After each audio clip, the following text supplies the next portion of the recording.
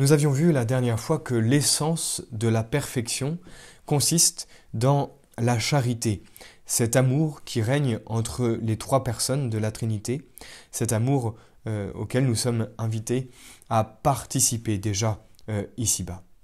Mais voyons aujourd'hui que la charité sur terre suppose ce que nous appelons le sacrifice, l'esprit de sacrifice, donc dans la vie chrétienne. Au ciel, nous aimerons sans avoir besoin de nous sacrifier. Mais sur la terre, il en va tout autrement, nous le savons bien. Dans l'état actuel de notre nature abîmée par le péché originel, il nous est impossible d'aimer Dieu d'un amour vrai, d'un amour effectif, sans nous sacrifier pour lui. Nous ne pouvons pas aimer Dieu sans combattre, sans contrôler nos tendances de notre nature abîmée. C'est là donc un combat qui commence avec l'éveil de la raison, ce que nous appelons l'âge de raison, et ce combat ne s'achèvera qu'à notre dernier soupir. Sans doute, bien sûr, il y a des moments de répit où la lutte est moins vive, mais même alors, on ne peut mettre bas les armes qu'en s'exposant à un retour offensif de l'ennemi. Celui qui se croit debout, eh bien, qu'il ne craigne de tomber, nous dit Saint Pierre. Il faut faire attention quand nous pensons que nous sommes débarrassés de nos tentations, qui peuvent bien sûr vite revenir. Alors voyons ce que nous dit la Sainte Écriture au sujet du sacrifice. C'est à tous ses disciples que notre Seigneur adresse cette invitation. Si quelqu'un veut me suivre, qu'il se renonce lui-même, qu'il porte sa croix et qu'il me suive, dans Saint Matthieu, au chapitre 16. Il s'agit bien donc de renoncer à ces tendances mauvaises, à l'égoïsme, à l'orgueil, à l'ambition, à la sensualité, la luxure, l'amour désordonné du bien-être et des richesses. Il faut porter sa croix, accepter les souffrances et les privations, les humiliations, les fatigues même, et les maladies. En un mot, il faut accepter toutes ces croix providentielles que Dieu nous envoie pour nous éprouver, pour affermir notre vertu et nous faciliter l'expiation de nos fautes. Alors seulement, nous pouvons vraiment être les disciples de Jésus et marcher dans les voies de l'amour et de la perfection. Bien sûr, toujours soutenus par la grâce de Dieu, qui peut tout.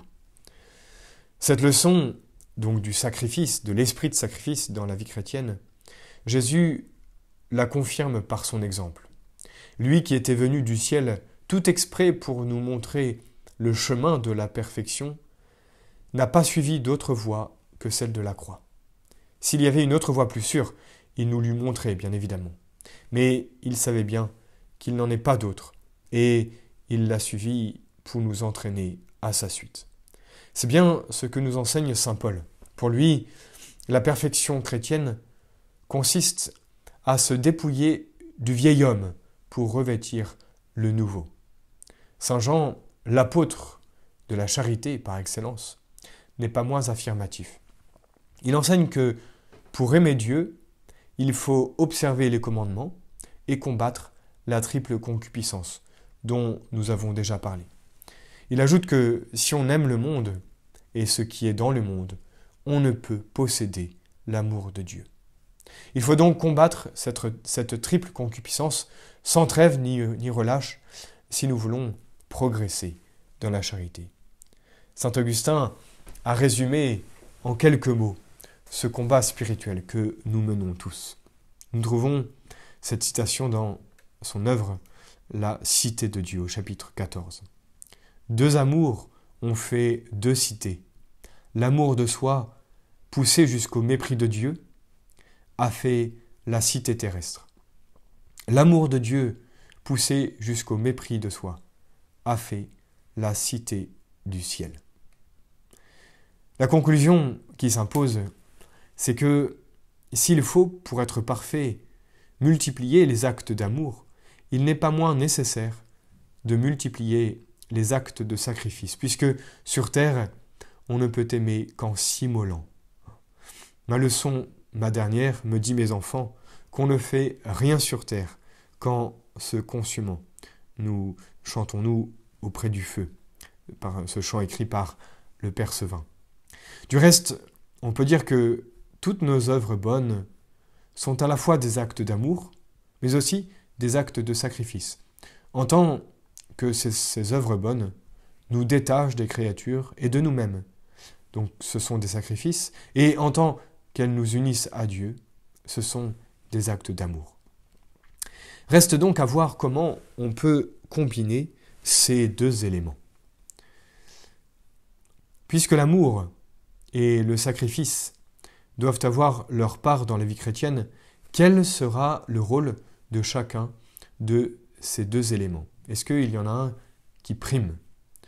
Sur ce sujet, il y a des points sur lesquels tous s'entendent et d'autres où il y a quelques divergences, bien qu'en pratique, les saints, les sages, les théologiens des diverses écoles aboutissent à des conclusions qui sont sensiblement les mêmes. Tout le monde admet qu'en soi, dans l'ordre ontologique, ou si vous voulez dans l'ordre de dignité, l'amour tient le premier rang, bien sûr. C'est le but et c'est l'élément essentiel de la perfection, nous l'avons dit la dernière fois. C'est donc lui qu'il faut avoir en vue tout d'abord, lui qu'il faut poursuivre sans relâche, cette charité, cet amour de Dieu et du prochain pour Dieu, lui qui doit donner au sacrifice sa raison d'être et sa valeur principale. Il faut donc en parler dès le début de la vie spirituelle et faire remarquer que l'amour de Dieu facilite singulièrement le sacrifice. Mais attention, cet amour ne peut jamais nous dispenser du sacrifice. En ce qui concerne l'ordre plutôt chronologique, donc dans le temps de notre progression, tous admettent encore que ces deux éléments sont inséparables et doivent par conséquent se cultiver en même temps et même se compénétrer, se soutenir l'un l'autre, puisqu'il n'y a pas sur terre d'amour vrai sans sacrifice, et que le sacrifice fait pour Dieu est une des meilleures marques d'amour. Toute la question donc se résume au fond à celle-ci, dans l'ordre chronologique, sur quel élément faut-il insister? Sur l'amour ou sur le sacrifice? Eh bien, comme souvent, il ne faut jamais opposer les choses, les distinguer pour mieux les unir. Pour répondre à cette question, proposons quelques conclusions admises par les saints des différentes écoles, comme saint François de Sales ou saint Ignace. Il y a deux excès à éviter.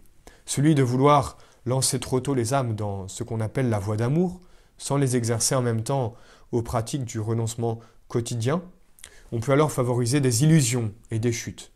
Car un peu plus de mortification, d'humilité vraie, de défiance de soi-même, une lutte plus courageuse contre les passions, les eût préservés de ces défaillances. L'autre excès est de ne parler que de renoncement et de mortification, sans montrer que ce ne sont que des moyens pour arriver à l'amour de Dieu. Certaines âmes alors se sentent découragées. Elles auraient plus d'élan, plus d'énergie si on leur montrait que ces sacrifices deviennent beaucoup plus faciles si on les fait par amour pour Dieu. En effet, n'oublions pas que le moteur, ce qui fait que mon sacrifice sera méritoire, que mon sacrifice sera agréable à Dieu, c'est parce qu'il est poussé, il est mu par cet état de grâce, cette charité, cet amour de Dieu qui me fait agir donc pour Dieu, et alors mon sacrifice, petit ou grand, sera reçu par Dieu, toujours en passant, bien évidemment, par le seul et unique sacrifice agréable à Dieu, qui est le sacrifice de Jésus. L'offertoire, vous le savez, est ce moment où nous déposons nos joies, nos peines, nos sacrifices sur la patène pour que tout cela puisse être transporté, élevé vers Dieu au moment donc de la consécration. Donc voyez-vous, en évitant ces deux excès, trop d'amour et pas assez de sacrifice, ou trop de sacrifice et pas assez d'amour, En évitant ces deux excès, il faut choisir la voie qui convienne le mieux à son caractère comme aux attraits de la grâce, mais sans jamais séparer l'amour du sacrifice, car les deux se perfectionnent mutuellement.